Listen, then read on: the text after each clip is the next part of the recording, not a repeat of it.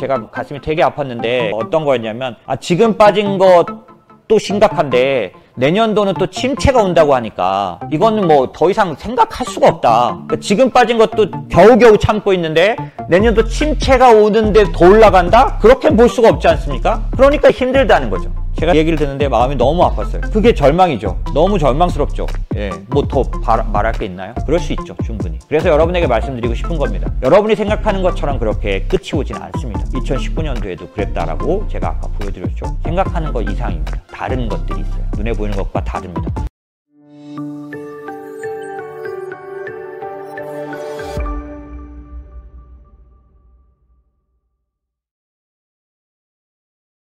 그러면 어떻게 하면 좋겠냐, 이 상황에서. 기존 투자자, 저는 이제 계속 어디에 나가든지 말을 하고 있는 게 자꾸만 뭘 물어보냐면 지금 뭘 사면 되냐고 물어보는데 돈이 무슨 계속 샘솟듯이 나오면은 지금이라도 사면 좋은데 이미 산 사람이 대부분인데 지금부터 뭘 사냐고 왜 자꾸 물어보는지 모르겠어요. 잘 모르겠습니다, 지금 제가 생각하기에는. 그래서 저는 기존 투자자인 경우에는 세 가지를 참고했으면 좋겠다. 첫 번째는 속다는 금물이다. 지금 이 표는 뭐냐면 연중에 마이너스를 48%, 33% 냈다. 그러면 싹시 노란 거냐? 이미 많이 빠진 게 그 해는 망쳤다는 걸 말해주냐? 그렇지 않다는 겁니다. 평균적으로 많이 빠졌던 때도 위로 올라간 게 연말까지는 플러스 낸 거거든요. 크게 빠진 해도 상당히 높은 확률로 플러스를 낸 해가 많습니다. 그러니까 지금 연초에 4월, 5월까지 이렇게 빠졌으니 이미 물 건너갔고 많은 분들이 그렇게 느끼시는 것 같아요. 제가 가슴이 되게 아팠는데 어떤 거였냐면 지금 빠진 것도 심각한데 내년도는 또 침체가 온다고 하니까 이거는 뭐 더 이상 생각할 수가 없다. 그러니까 지금 빠진 것도 겨우겨우 참고 있는데 내년도 침체가 오는데 더 올라간다? 그렇게 볼 수가 없지 않습니까? 그러니까 힘들다는 거죠. 제가 얘기를 듣는데 마음이 너무 아팠어요. 그게 절망이죠. 너무 절망스럽죠. 예, 뭐 더 말할 게 있나요? 그런데 지금 보시는 것처럼 기본적으로 올해 말 4분기에도 다시 전고점 갈 수 있는 부분들을 가능할 수 있다라는 거죠. 사례를 보시면 에버리지를 보면 생각하는 것처럼 그렇게 속단하실 필요는 없다라는 거예요. 왜? 지금 하락률이 꼭 그걸 말하고 있지는 않다라는 거죠. 이 그림은 2018년도인데요. 무슨 얘기예요? 바닥인 줄 알았는데 없어요, 아무것도. 가끔씩 제가 예전에 고객들이 저한테 바닥 쳤는데 더 사야지 이렇게 말씀하시면 제가 주식 브로커 때죠. 뭐라 그랬냐면 사장님 지하실도 있어요. 그렇게 얘기를 했었는데 맞습니다. 바닥은 없어요. 더 내려갈 수 있습니다. 하지만 요 그림이 있었던 때 어떤 일이 있었는지 보여드릴게요. 이때입니다. 2018년도에 12월, 1월 2018년도 말에 얼마큼 빠졌냐면 나스닥 100 기준으로 30% 이상 빠졌어요. 꼭대기에서 2019년 초까지 깊이 빠지는 거 보이시죠? 그런데 2019년도 어떻게 했냐? 연준이 금리 인하를 단행하면서 더 고점이 나왔습니다. 그래서 이게 2018년도 말 연말에 나타났던 하락이었고요. 웬만하면 25%에서 30% 정도, 종목은 훨씬 더 많이 빠졌습니다. 어느 정도냐면 보세요. 아마존 얼마큼 빠졌는지 50% 가까이 빠졌어요. 그런데 고점이 나왔죠. 무슨 얘기냐? 이 그림이 지금을 말해준다고 생각하지 마시라는 거죠. 그러니까 야 진짜 섬뜩하다 이렇게 보시지 말고요. 그때를 보시면 해피했습니다. 그래서 그 과장된 표현에 너무 자극받지 않으셔도 돼요. 물론 매번 이렇다 이거 아니고요. 결국에는 너무 속단하지 말라는 겁니다. 그런 생각들은. 왜냐하면 과거에 제가 경험한 시장이 그래요. 2018년도에 그렇게 암담했는데 연준이 칼을 빼들고 그러기도 했고 주식시장은 위험을 먼저 반영하기 때문에 제가 지금 말씀드린 것들 중에 군데군데 있는 위험은 이미 많이 반영했습니다. 자, 충분히 하락했다는 거 이거 무슨 말이냐면 지난번에 어떤 분이 그런 말씀하신 것 같더라고요. 보니까 웃기지 마라 바닥이 어딨냐 이렇게 말씀하셨는데 맞습니다. 저도 그렇게 생각하고요. 자, 이론적으로 말씀드려 볼게요. 지금 금리를 반영하면 S&P P로 그러니까 PER로 16.9배, 그러니까 10년 평균인데 지금 17배 정도 가 있습니다. 이번에 5월 5일날, 6일날 역전 나면서 17배까지 빠졌고요. 현재는 16.9배를 막 앞두고 있어요. 근데 이게 10년 평균이에요. 10년 평균이란 게 뭐냐면 S&P 기준으로 10년 전의 기업 이익을 정당화하는 가격이라는 거예요. 지나간 10년 동안 S&P 500의 기업이 어떻게 성장했는지 여러분 생각해 보시면 그때로 돌아간다는 게 말이 됩니까? 10년 평균까지 내려와 있기 때문에 사실상 이론적 바닥은 굉장히 가까이 와 있어요. 16.9배를 보더라도. 예, 아주 가까이 왔어요. 그리고 저는 금리를 반영한 PER을 계산하는데 금리를 반영한 S&P 500 금리 반영을 해도 16.5배, 9배 사이에 들어가 있어요. 그러니까 사실 지금 굉장히 바닥에 가까워 있고요. 충격으로 여기서 한 단계 더 내려간다고 하더라도 바닥에 완전히 가까워 있는 게 맞습니다. 또 하나를 보여드릴게요. SaaS라는 게 뭐냐면 이게 뭐냐면 소프트웨어 애저 서비스입니다. 이게 소프트웨어 업종. 그러니까 미국은 디지털라이제이션이 굉장히 활발하게 일어나고 있어요. 신경제로 굉장히 빠르게 움직이는 중이고 기술의 시대가 강력하게 일어나고 있는데 이럴 때 소프트웨어 업종은 훨씬 더 아웃퍼폼합니다. 제가 사랑하는 많은 기업들이 소프트웨어 업종들이에요. 그런데 걔네들은 얼마큼 올랐냐? S&P나 나스닥에 300% 올 때 얘는 750%씩 올랐었습니다. 얘들이 코로나 때 몇 배까지 갔냐면 16배까지 갔었어요. 지금 몇 배인 줄 아세요? 7.9배까지 떨어졌습니다. 이거는 10년 평균입니다. 특별히 여러분이 체감적으로 느낄 때 스타트업들은 지금 정말 아이스 에이지입니다. 왜냐하면 실제로 금리는 스타트업에게 더 처절하게 반영돼요. 그래서 돈을 못 버는 기업이 요즘 굉장히 처절하게 당하는 이유는 스타트업처럼 생각하는 거죠. 돈을 못 벌으니까. 그래서 엄청난 반영을 하는데 이 소프트웨어 애저 서비스, 이 소프트웨어 기업도 똑같이 반영을 받고 있습니다. 그래서 작년도부터 제가 계속 말씀드리잖아요. 스노우플레이크, 그 다음에 클라우드 스트라이크 같은 그런 엄청난 기업들이 50%씩 빠져 있다고. 그런 거는 지금이 바닥이라고 말할 수는 없지만 굉장히 가까운 건 분명히 맞습니다. 여러 가지 면에서 봤을 때 이제부터 반영하지 않는다. 침체를 반영하거나 긴축을 반영하지는 않는다는 사실을 알았으면 좋겠고요. 그 다음에 인플레이션 피크에서 주식을 사라. 그러면 반드시 수익이 난다는 겁니다. 인플레이션 피크. 지금 요번 11일 날 나오면 정점 논란에서 어느 정도 인정으로 간다고 말씀드렸죠. 인플레이션 피크에서 주식을 사라. 그게 시그널이다. 이렇게 말해온 게 증시에 있는 얘기입니다. 그 다음에 마켓 인 터모일이라는 프로그램인데 CNBC에서 하는 거고 정말 지금 보이시는 것처럼 극적으로 폭락한 때만 이 방송을 한다네요. 저도 그 아침에 김현석 그 특파원이 하는 방송을 보고 관심 있게 이제 이걸 봤는데 정말 극단적으로 빠졌을 때만 하더라고요. 그래서 이게 기록입니다. 최근엔 언제 했느냐? 5월 5일 날 했네요. 이 통계는 왜 내놨냐? 얘 방송을 하고 나서 1년 뒤에 주가가 어떻게 됐냐를 본 겁니다. 뭐 100% 다 20%에서 30%, 40% 올라있죠. 그러니까 결국 공포의 최악은 아직 안 왔어요. 그걸 우리는 시장에서는 항복 국면이라고 말합니다. 정말 진절이 나서 다 파는 그런 시기는 아직 안 왔을 수 있습니다. 하지만 정말 그 공포의 끝자락에 와 있는 건 맞아 보입니다. 저도 마찬가지. 저는 어느 날 2005년인 걸로 기억납니다. 2005년 어느 날 아침에 제가 증권사에 있을 때니까 지점에 있을 때인데 고객님이 찾아오셨어요. 증권사는 7시 반부터 회의합니다. 매년 뭐 사시사철 365일 출근하면 7시 반에 회의해요. 회의하고 있는데 두드리고 나와보라 그래서 나갔더니 고객이 찾아오셨어요. 뭐라 그러시냐면 아침에 시작하자마자 자기 주식을 다 팔아달라는 거예요. 그래서 하한가 매도라는 거는 하한가로 팔리는 건 아닌지 바로 시작하는 가격에 다 팔리도록 내달라는 겁니다. 그래서 저 회의하고 나가서 해드릴게요. 막 화내시면서 빨리 지금 주문 내라는 거죠. 밤새 한잠도 못 주무셨대요. 그때 2005년도 어떤 때냐면 북한의 핵 얘기가 나오던 때입니다. 걸프전 뭐 이런 것 중동에서 미국의 행보 뒤에 북한도 이제 똑같은 그런 상태에 들어간다라는 그 공포 때문에 밤새 못 주무시고 찾아오셨어요. 그리고 무조건 내달라고 해서 저도 할 수 없이 내드렸어요. 그날 아침에 그분이 갖고 있는 주식은 다 시초가로 다 나가버렸어요. 당연하죠. 하한가로 주문을 내면 시작하는 가격에 다 나갑니다. 다 나가버렸어요. 정확하게 제가 기억하고 있는 건 그 해의 가장 바닥 지수였습니다. 가장 바닥인 날 그분은 다 팔았어요. 밤새 잠을 못 주무셨어요. 네, 그게 주식입니다. 저도 똑같은 사람이고 우리 모두 다 같은 사람이죠. 그럴 수 있습니다. 그런데 될 수 있으면 그렇게 안 하는 게 좋습니다. 견디다 못해 행동하면 그때가 항복 국면이고 그때가 항상 바닥입니다. 그래서 지금을 얘기하는 건 아니에요. 지금은 근데 공포감이 상당히 게이지가 올라왔어요. 아까 제가 처음 보여드린 것처럼 금융위기 때만큼 공포감에 젖어 있습니다. 왜? 모든 것이 암울해요. 조금 전에 말씀드린 것처럼 지금도 안 좋은데 내년엔 침체가 온다는 거죠. 이게 우리를 아주 힘들게 합니다. 하지만 가격은 이미 많이 반영했다는 사실을 좀 기억해 주셨으면 좋겠습니다.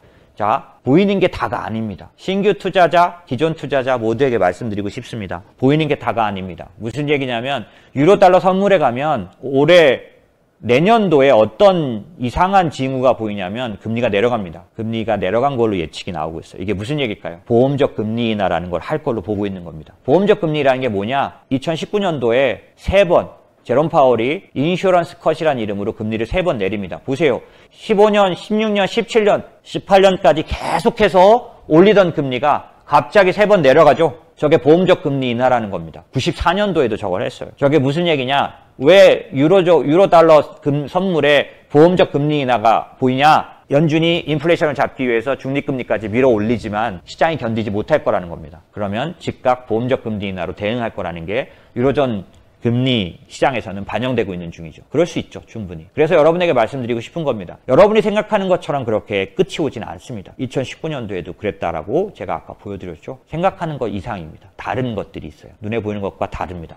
그럼 왜 그러냐? 연준은 이런 경험을 갖고 있습니다. 뭐냐면 우리 모두 오랫동안 시장을 지켜봤던 사람들은 말하는 거죠. 체력이 좋아지지 못했어요. 이번에도 많이 못 올릴 걸로 보여집니다. 억지로 올리면 다시 내려야 될 거예요. 그렇지 않으면 건드지 못합니다. 왜? 체력이 왜 약해졌다고 말씀드렸죠? 너무나 오랫동안 돈을 풀었습니다. 좀비 기업이 아직 너무 많아요. 그래서 미국은 신경제로 완전히 바뀌기 전에는, 그러니까 50대 50, 최소한 신경제가 50이 되기 전까지는, 중국도 마찬가지, 작년도에 부동산 기업을 때려잡겠다고 강력하게 나섰는데 지금 어떻게 하고 있나요? 완전히 깨갱이에요. 왜? 아직은 체력이 안 되는 거예요. 부동산 기업이 죽어가지고는 중국이 살지 못해요. 그래서 다시 지방정부로 하여금 다 담보 대출 주고 있고 신용보증하라고 허용해 줬습니다. 작년도에는 언감생심이 있을 수 없었던 일이죠. 체력이 그만큼 따라가지 않으면 할 수 없습니다. 돌아가야 되는 거죠. 그런 것처럼 중국도 언제까지 그럴까요? 신경제가 국경제를 따를 때까지. 최소한 51%, 52% 신경제 기업이 더 많아질 때까지. 미국은 언제까지 그럴까요? 미국도 신경제 기업이 국경제 기업을 따라갈 때. 왜 그럴까요? 국경제 기업이 모든 일자리를 갖고 있습니다. 아시다시피 우리가 아는 IT 기술 기업들은 일자리를 늘리지 않는 한계 체감의 법칙을 갖고 있어요. 그래서 돈은 같은 사람으로 점점점 더 벌 수 있는 구조입니다. 그렇기 때문에 일자리가 늘어나는 데 있어서는 국영제처럼 그렇지가 않아요. 지금 모든 일자리는 국영제 쪽에 있기 때문에 국영제를 하루아침에 무너뜨릴 수 없습니다.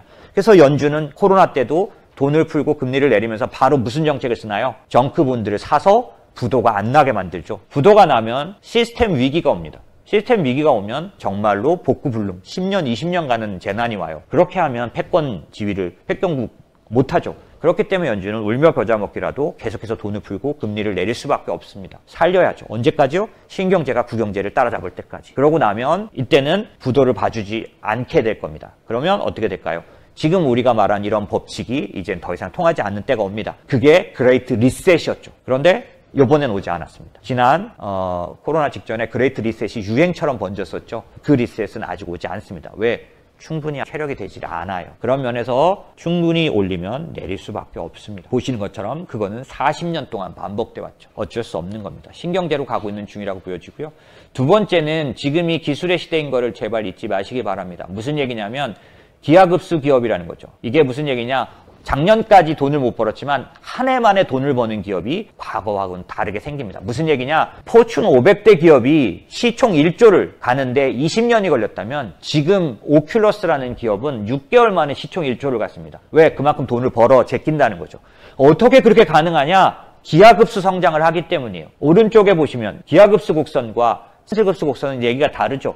기하급수 곡선은요, 옆으로 누워있을 때는 성장하는데 오래 걸립니다. 하지만 지금 어디쯤 와 있냐? 곡선의 무릎을 지나고 있죠. 녹색 곡선에서 위쪽을 이미 둥근 면을 지났어요. 그럼 무슨 특징이 있냐면 어떤 현상이 생기냐면 1년 만에 돈을 확 벌 수 있는 상황이 되는 겁니다. 예전에는 이쪽 왼쪽에 누워있을 때는요, 돈이 들어가서 투자가 된 다음에 2년, 3년, 4년이 지나야 돈을 법니다. 그런데 지금은 곡선의 무릎을 지났기 때문에 단 6개월, 1년 만에 돈을 버는 기업이 탄생하기 시작한 거예요. 어떤 구조 때문에? 플랫폼 산업 구조가 생겨난 거죠. 기술의 시대는 그런 걸 말합니다. 어떻게 가능할까요? 이렇게 가능합니다. 보세요. 모든 기술은 뭐를 지향하느냐? 단가를 하락시키는 걸 지향합니다. 기술이 발전하면 어떤 일이 따라오느냐? 비용이 감소하는 거죠. 비용이 감소하면 어떻게 될까요? 제품의 단가가 떨어집니다. 제품의 단가가 떨어지면 더 많이 팔리게 되죠. 더 많이 팔리면 이익을 내는 겁니다. 이익이 빨리 나죠. 플랫폼 기업들은 특징이 뭐냐?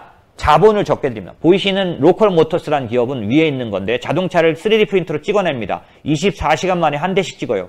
쟤는 땅이 얼만큼 필요하냐? 공장 짓는데 현대차나 제너럴 모터스가 가진 땅이 필요 없습니다. 쟤들은 초등학교 운동장만한 땅으로 충분히 자동차 회사를 운영하고 있어요. 그만큼 자본이 적게 들어가요. 자본은 1000배 저렴하게 들어가고 제조기간은 22배나 단축됩니다. 그러니까 이익이 얼마나 빨리, 자본이 적게 들어가면 이익이 빨리 난다는 건 금방 이해하시죠? 자본을 안 들이고 돈을 벌면 바로 이익이죠. 그게 기하급수 기업의 특징이에요. 그렇기 때문에 여전히 지금의 문제는 기술 기업이 해결하는 거죠. 자, 보실까요? 2020년도에 유전자 에디팅 관련된 크리스퍼 캐스9이라는 기술을 가지고 왼쪽에 있는 두 명, 샤펜티어라는 사람하고 다우드나라는 이 사람이 화학상 노벨상을 받습니다. 이 크리스퍼 캐스9이라는 유전자 가위 기술을 가진 4명의 기술이 나옵니다. 이 유전자 편집 기술은 엄청난 기술임에도 불구하고 현재 돈을 못 벌어요. 하지만 어떤 면을 갖고 있느냐?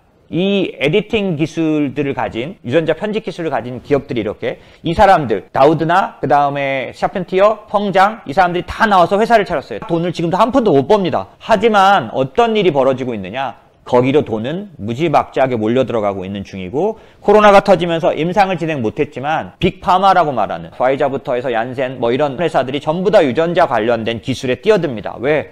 돈이 될 걸로 보여져요.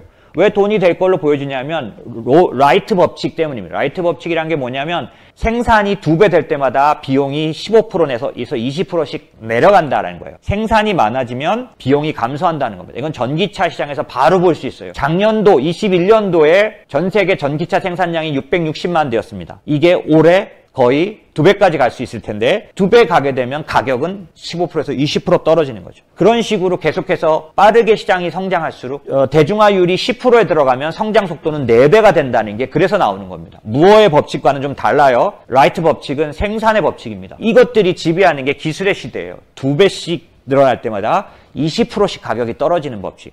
왜 자꾸 가격을 얘기할까요? 지금은 인플레이션 시기이기 때문입니다. 더군다나 제가 아까 말씀드린 유전자 편집 기술이 오토로거스라는 게 있고 알로제닉이라는 게 있는데 오토로거스라는 건 뭐냐면 자기 속에 있는 유전자를 꺼내서 자기 병을 치료하는 거. 그거 하는데 드는 비용은 1억 원이에요. 그런데 알로제닉이라는 게 뭐냐면 다른 사람의 세포를 유전자 편집을 통해서 꺼내서 걔를 병든 사람에게 집어넣는 방법. 이렇게 하면 1,000만 원밖에 안 들어요. 왜? 아까 말씀드린 그 노벨상 탄 기술이 나왔기 때문에 크리스퍼 유전자 가위 기술이 나와서 면역 거부 반응을 없앨 수 있게 됐어요. 그러면서 1억이 아니라 1,000만 원이 들게 됐고 지속 생산이 가능하고 재투자가 가능하고 빠른 투여가 가능하고 이게 지금 유전자 관련된 기술 시장이에요. 지금 근데 한 푼도 돈을 못 벌어요. 그렇기 때문에 지금 엄청나게 아이스에이지를 겪고 있죠. 하지만 기하급수 곡선에서 곡선의 무릎을 지났습니다. 융합이 일어나면서 여러 가지 기술이 합쳐지면서 유전자 편집 기술과 유전자 검색 기술이 에디팅 기술뿐만이 아니라 DNA 시퀀싱이라는 기술이 같이 합쳐지면서 빠르게 1년, 2년 내에 돈을 버는 상태로 가고 있는 중인 거죠. 그게 중요합니다. 자, 보시는 것처럼 여전히 앞으로 인플레이션 시대가 끝난다고 할지라도 기술의 시대는 상당한 비용이 요구되는 시대입니다. 탈세계화는 기본적으로 비용 증가를 가져옵니다. 왜? 무역 비용이 증가하기 때문에. 그래서 1870년, 1920년, 1950년 다 인플레이션이 나타나는 모습들이 나타나요. 저게 다 디글로벌라이제이션 시대에 공통적으로 나타나는 현상이에요. 지금 어떤 시대입니까? 탈세계화 시대죠. 이때 나타나는 위기는 생산자 물가 상승, 제조 비용 증가죠. 두 번째는 공급망 불확실성. 이게 뭐예요? 각 나라가 자기 나라의 공급망을 만드는 데로 들어가고 있는 거죠. 이렇게 되면 비용은 반드시 증가하게 되는 거죠. 다만 이거를 극복하는 방법도 하나밖에 없습니다. 과거에 포드가 1910년도, 20년도에 가격을 인하해서 뭘로? 기술로 가격을 인하해서 비용 증가를 극복했을 때 독점 기업이 됐던 것처럼 똑같이 지금도 대표적인 기업이 테슬라죠. 테슬라는 과거부터 지금까지 뭐가 인상적이냐? 무조건 비용을 떨어뜨리는데 목숨을 건 회사예요. 그래서 아시다시피